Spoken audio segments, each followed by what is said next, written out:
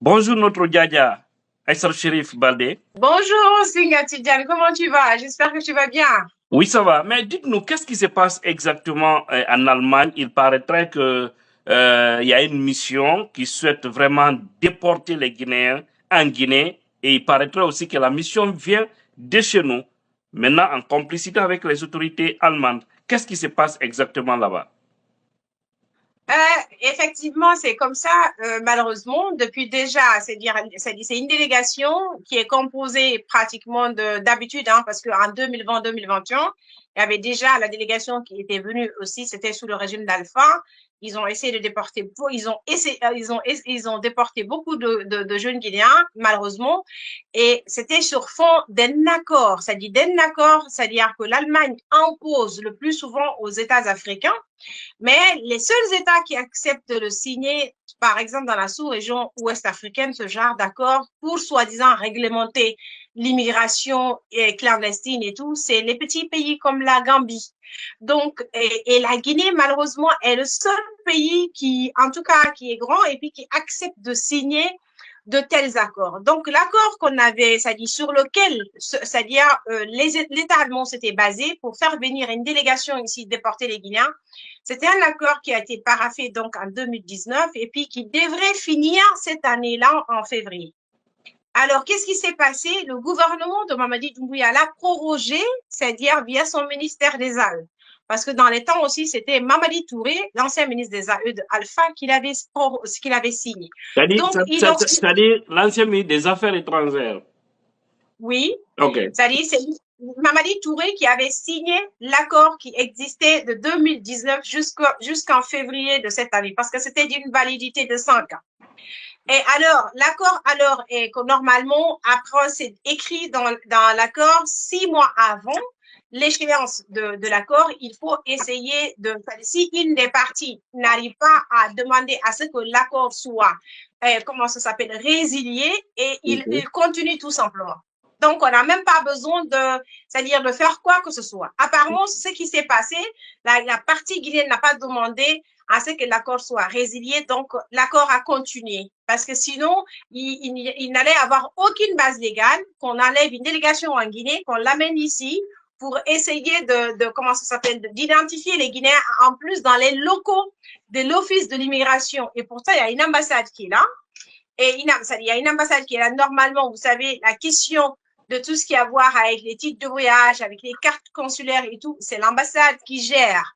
On a un consulat ici, donc au sein de l'ambassade de Guinée à Berlin. Sauf que pour l'Allemagne, ça c'est comme la plupart des cadres guinéens, c'est des gens qui sont corrompus. On peut aller les corrompre avec 300 euros pour avoir ceci et cela. Ils voulaient pas. Ils se sont dit alors ils préfèrent faire ça directement avec une délégation venue spécialement en Allemagne pour identifier les gens, moyennant naturellement de l'argent, pour déporter les gens. Parce qu'entre 2020 et 2021, quand ils sont venus, là, ils gagnaient à peu près 300 euros par jour.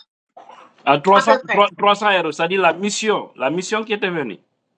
Oui, oui, c'est-à-dire du fait qu'elle était venue ici, là, sans parler, disons, le billet d'avion, ça, c'est l'État allemand qui paye. Le frais d'hôtel, c'est l'État allemand qui paye. Maintenant, on leur donnait à peu près 300 euros. Je vous parle ici, par exemple, c'est-à-dire de la nourriture, ainsi de suite, quoi. Donc, ils gagnaient en gros 300 euros parce qu'on avait demandé, notre ONG, Guinée Solidaire Organisation FAO, avait demandé via les parlementaires de la gauche au Parlement fédéral allemand, c'est-à-dire qu'on ouvre une enquête pour qu'on puisse savoir beaucoup plus sur cette délégation-là. Et c'est ce qui a été fait, et le résultat de l'enquête qui nous a donné cela. Donc, ils étaient venus, cette délégation, c'était pour déporter à peu près, entre 2020 et 2021, quelque chose de 100 400 Guinéens. Parce que vous savez, la procédure de demande d'asile en Allemagne, voilà, c'était 5400 Guinéens parce que la procédure de demande d'asile en Allemagne fonctionne comme ça. Quand tu viens, tu demandes de l'asile, pendant que tu es encore dans la procédure, on ne peut pas te rapatrier, tu es considéré comme réfugié. Mais lorsque alors ta demande d'asile a été rejetée, là, tu es toléré juste le temps de trouver en moins de te faire déporter. Mais entre-temps, les lois ont changé, elles ont été assouplies parce qu'on permet maintenant aux jeunes de faire des formations, de travailler pendant que tu es toléré, à condition que tu prouves ton identité naturellement. Donc, la plupart des jeunes qui sont là actuellement, c'est la grande majorité fait des formations, ils travaillent, ils ont prouvé leur identité en fait. Et là, nous, on se pose la question de savoir comment se fait-il que, c'est-à-dire, on peut paraffer un accord pareil où malheureusement, on n'arrive pas à déterminer, c'est-à-dire, on dit au moins si on aime la Guinée, on aime les Guinéens, écoutez, ceux qui ont déjà prouvé leur identité en passant par l'ambassade, en donnant une carte consulaire, un extrait de naissance, ne devrait pas passer devant cette délégation parce qu'en fait, la carte consulaire, c'est un document officiel de l'État guinéen. Mais actuellement, pour le ministre des Armées, ce document officiel qu'on est en train de délivrer aux Guinéens de l'Allemagne ne vaut absolument rien.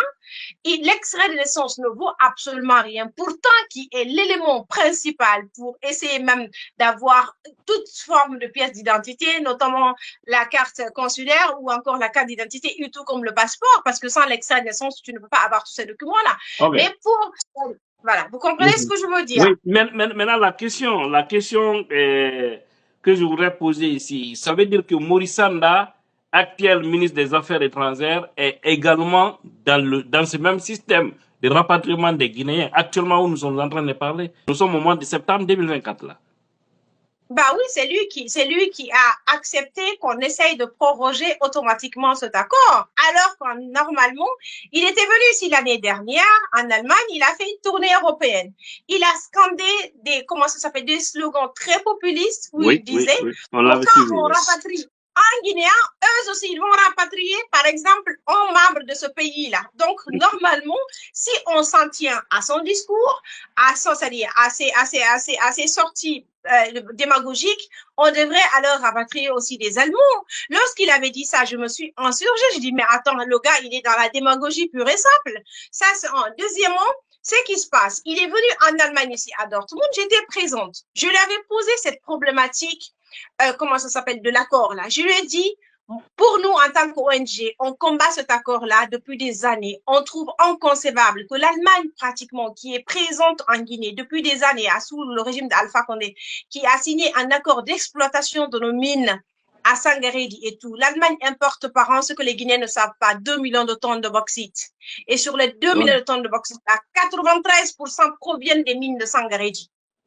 Et là, c'est Alpha qui leur a donné cet accord, cette exploitation-là, à travers le projet qu'on appelle Compact Africa, initié par l'ancienne chancelière Angela Merkel.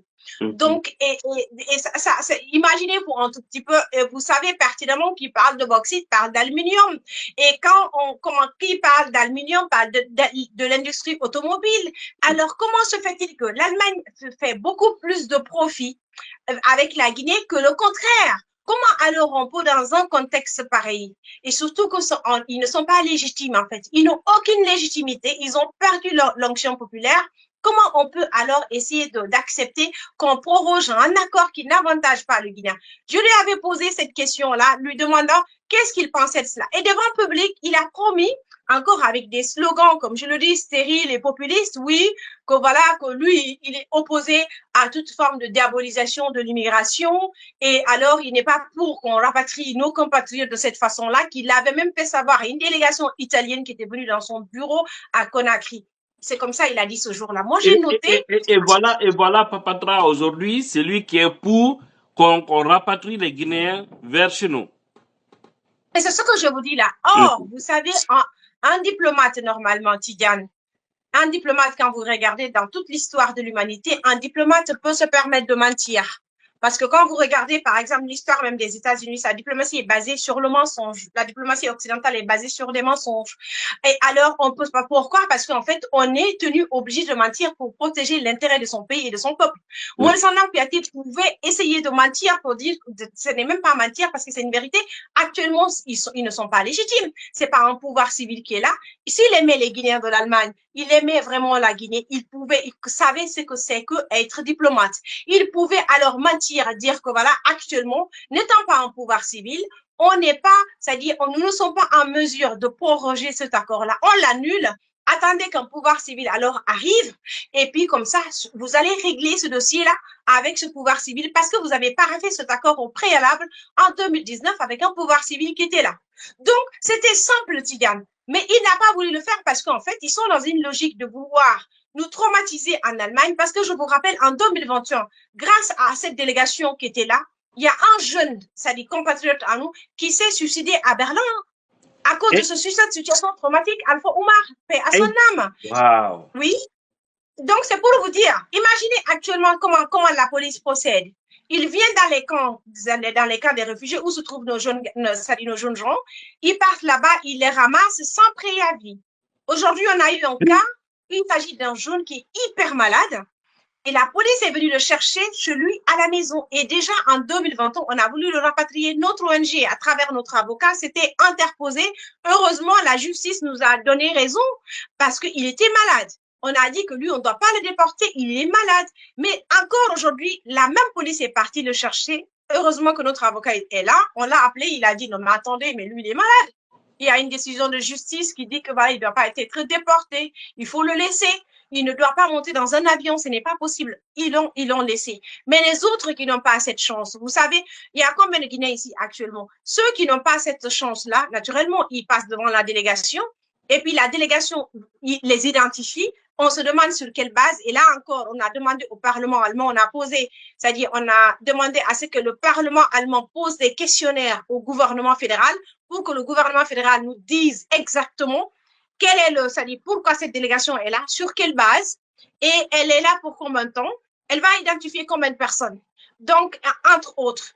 Et pourquoi, en fait, on a une ambassade ici, l'ambassade ne peut pas peut-être procéder carrément à l'identification des Guinéens. Donc, ça, c'est une autre question. Donc, si je comprends bien, actuellement, il y a une délégation de la Guinée en Allemagne qui joue ce jeu afin de rapatrier les Guinéens. Et si oui, est-ce qu'il y a eu des Guinéens qui ont été rapatriés depuis l'arrivée du CNRD à la tête du pays? Ben oui, ici, là, depuis l'arrivée du CNRD, il y a eu beaucoup de jeunes Guinéens qui ont été rapatriés, mais c'était pas, ils le faisaient de façon, excusez-moi, ils le faisaient de façon subtile. C'est-à-dire, ils ramassaient une personne, après, ils l'amenaient, vous savez. Mais avec le temps, Moric Sanan, naturellement, a voulu se profiler avec l'Allemagne et tout. Ils ont besoin d'avoir une sorte de soutien financier et tout. Alors, ils ont sûrement pensé que voilà, en essayant d'accepter la prorogation de cet accord, l'Allemagne va les soutenir. Donc, la délégation, elle est là. Elle est là. Avant, on rapatriait les gens. Donc, ça veut dire qu'on prend une personne, on la rapatrie, chose qu'on a dénoncée aussi. Mais là, ils sont venus, c'est pour rapatrier les Guinéens en masse. Et ça se passe au centre de l'Office de l'immigration dans la ville de Essen, à côté de Dortmund. Et la délégation guinéenne, elle est assise là-bas. Imaginez-vous, on parle de souveraineté tous les jours. La souveraineté, c'est-à-dire du mot où on part c'est-à-dire dans une administration allemande pour identifier des Guinéens. C'est-à-dire une délégation guinéenne qui vient carrément identifier ses propres citoyens pour dire que toi, tu n'as pas le droit. Moi, je peux dire ça à cause de 300 €. Parce que s'ils disent que par jour, on les donne 300 €, ils feront le sale boulot. Parce que c'est grave, c'est triste au fait ce pays. Mais c'est pas que ça, parce que là, ils croient aussi que l'Allemagne va essayer de les supporter dans leur dérive, en fait, actuellement. Si l'Allemagne se dit qu'elle n'est pas prête à accepter la misère du monde, il n'y a pas de souci, mais que cette Allemagne-là prend ses responsabilités, c'est-à-dire qu'elle ne soutient pas des régimes comme ceux qu'on a, un régime despotique, irrespectueux des droits de l'homme, qui essayent d'imposer aux Guinéens, c'est-à-dire le manque de perspective, la misère, la pauvreté, alors que quand vous regardez, nous sommes hyper riches, sauf qu'on nous appauvrit en passant par de tels pouvoirs, en passant par une telle élite guinéenne. Et c'est ça le drame, c'est ce qu'on est en train de dénoncer ici. C'est pourquoi on a prévu d'organiser une manifestation le 13 septembre, là, devant l'Office de l'immigration, où se trouve cette délégation guinéenne. Pour le moment, on ne sait pas, elle est composée de combien de personnes. Dans le temps, c'était 2 personnes. Aujourd'hui, nous saurons naturellement, il y a combien de personnes. Comme ce régime-là, de toutes les façons, ils sont dans une sorte de pillage. L'adresse, c'est un Funkturm, comment ça s'appelle, à Essen, cette abbé de Essen. Ils connaissent, ça dit le Ausländerbehörde de Essen. Les Guinéens qui vivent en Allemagne, surtout dans le NRW, dans la région de la Rhénanie-Nord-Westphalie, ils le savent. C'est un Punkturm, là où on a manifesté en 2000. Okay. C'est-à-dire en 2020. L'adresse est affichée sur la vidéo. Les gens pourront voir cette adresse. Et puis, allez, c'est de quelle heure à quelle heure, le 13 septembre? C'est de 10h. On va commencer à partir de 10h. Parce que voilà, c'est un vendredi. On part là-bas, les gens sont habitués à manifester les samedis, mais nous, on impose à ce qu'on manifeste le vendredi parce qu'en fait, on part, c'est pour dénoncer la délégation qui est là-bas. Donc, cette délégation qui a quitté la Guinée, qui est là actuellement, c'est cette délégation qu'on doit dénoncer. Donc, il faut qu'on parte vendredi, parce que si on part samedi, ça n'a pas de sens. Ils seront pas là. Et donc, du coup, vendredi, ils sont à l'intérieur, parce qu'ici, ça travaille pas les week-ends. Donc, voilà, je veux dire, l'administration ne travaille pas les week-ends. Ok, la dernière question ici, c'est les sans-papiers seulement qui l'essayent de rapatrier ou?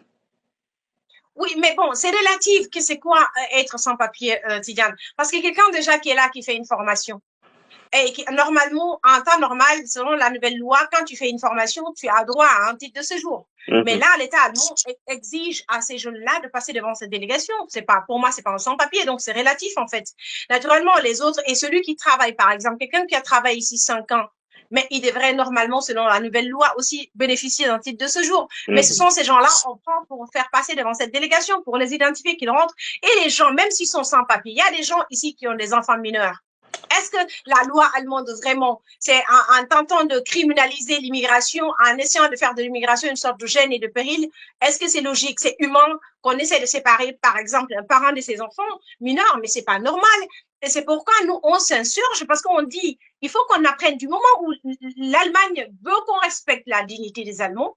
Moi, je suis moitié guinéenne, je suis moitié allemande. Il faut que cet État allemand-là, où je vis, je travaille, je paye les taxes, apprenne aussi à respecter la dignité des autres nations, des autres peuples qui sont venus ici, parce qu'ils manquent de perspective chez eux. Pas parce que vraiment, ils veulent forcément venir en Europe.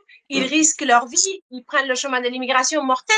Donc, il faut qu'on apprenne à respecter la dignité humaine. C'est pourquoi on mène ce combat-là, parce que pour nous, si au moins l'État guinéen refuse de respecter la dignité humaine du Guinéen, mais que l'Allemagne, normalement, se référant à sa constitution, à son histoire, qu'elle comprenne qu'elle, elle est dans le rôle de respecter la dignité de ces jeunes Guinéens-là qui ont fui la misère qu'on leur impose depuis plus de 65 ans.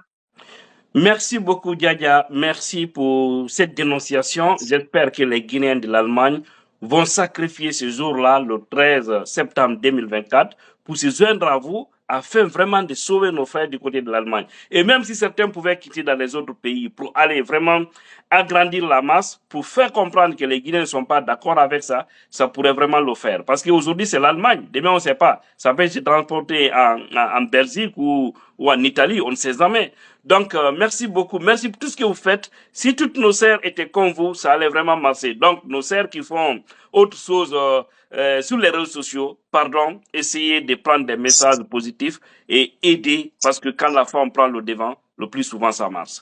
Merci encore une fois. Merci beaucoup, Tidiane. Merci beaucoup, Singa.